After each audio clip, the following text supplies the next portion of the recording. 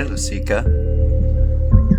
Over 2,500 years ago, in northern India, a prince named Siddhartha Gautama was born. Though he lived a privileged life inside the palace walls, on rare visits outside, Siddhartha was deeply troubled by the human suffering and impermanence he witnessed, including old age, sickness and death. He wondered, what is the purpose of life if there is so much pain? So like and subscribe, and then let's talk about becoming Buddha.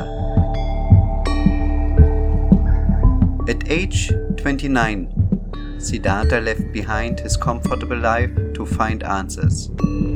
He tried practicing extreme asceticism, thinking that by denying himself food, water and shelter for years, he would find the truth.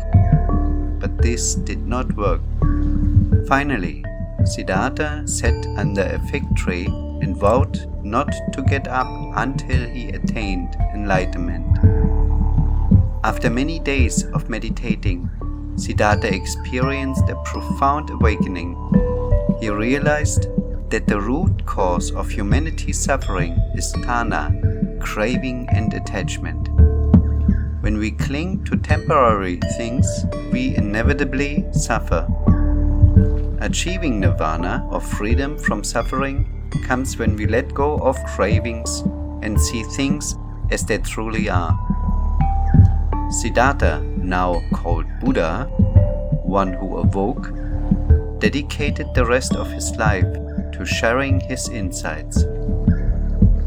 At the core of Buddhism are the Four Noble Truths, which outline the problem of suffering and the means to overcome it.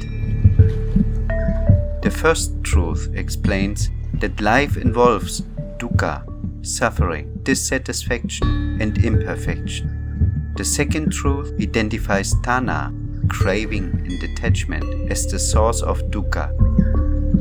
The third truth says it is possible to eliminate dukkha by letting go of tanha. And the fourth truth sets out the Noble Eightfold Path as the way to extinguish craving and achieve freedom from suffering. The Noble Eightfold Path serves as a practical guideline to ethical living, mental discipline, and wisdom.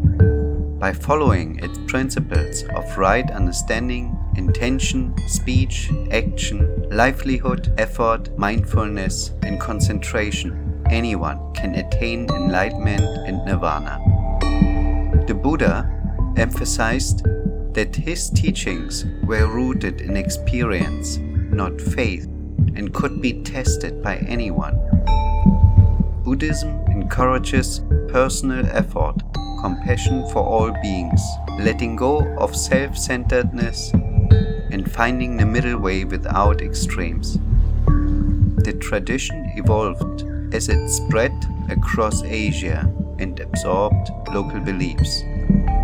This adaptability has contributed to Buddhism's widespread appeal.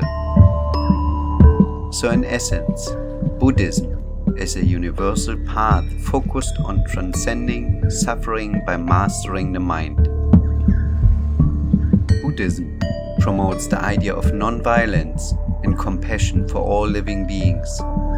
This emphasis on compassion extends not only to other humans, but also to animals and the environment. The practice of loving kindness and compassion is central to Buddhist teachings, fostering a sense of interconnectedness and harmony with all forms of life. Buddhism's flexible and adaptive nature is also noteworthy.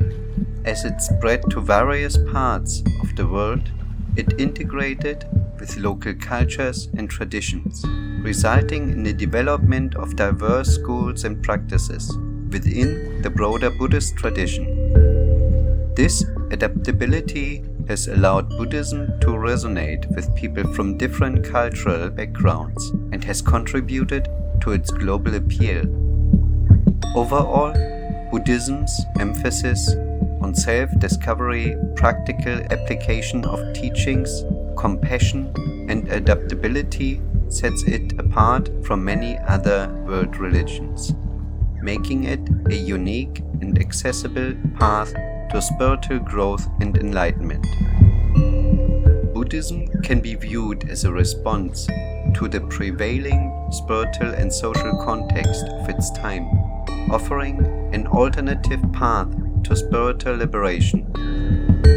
The Buddha, Siddhartha Gautama, challenged certain key aspects of the Hindu religious framework, including the caste system and the efficacy of Vedic rituals. He introduced new concepts such as the Four Noble Truths and the Noble Eightfold Path as a means to alleviate suffering and achieve enlightenment.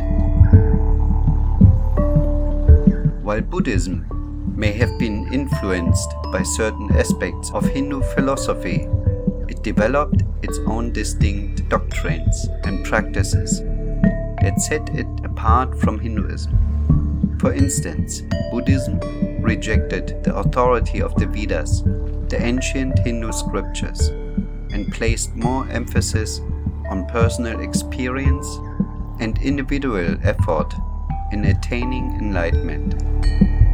Furthermore, Buddhism's rejection of the caste system, emphasis on the universality of suffering, and promotion of a path accessible to all individuals, regardless of their social status, distinguished it from the hierarchical structure of Hindu society. Overall, Buddhism can be seen as a distinct spiritual tradition that emerged in response to the societal and spiritual climate of ancient India, rather than a simple reformation of Hinduism. It introduced unique philosophical and ethical teachings that aimed to address the universal human experience of suffering and the quest for spiritual liberation. The Buddha's story continues to inspire people worldwide to embark on their own awakening. That's it. A quick flyover of Buddhism's origins, core teachings, and why it continues to resonate with millions worldwide. This ancient yet adaptable wisdom tradition still provides a clear path to spiritual awakening in our modern age.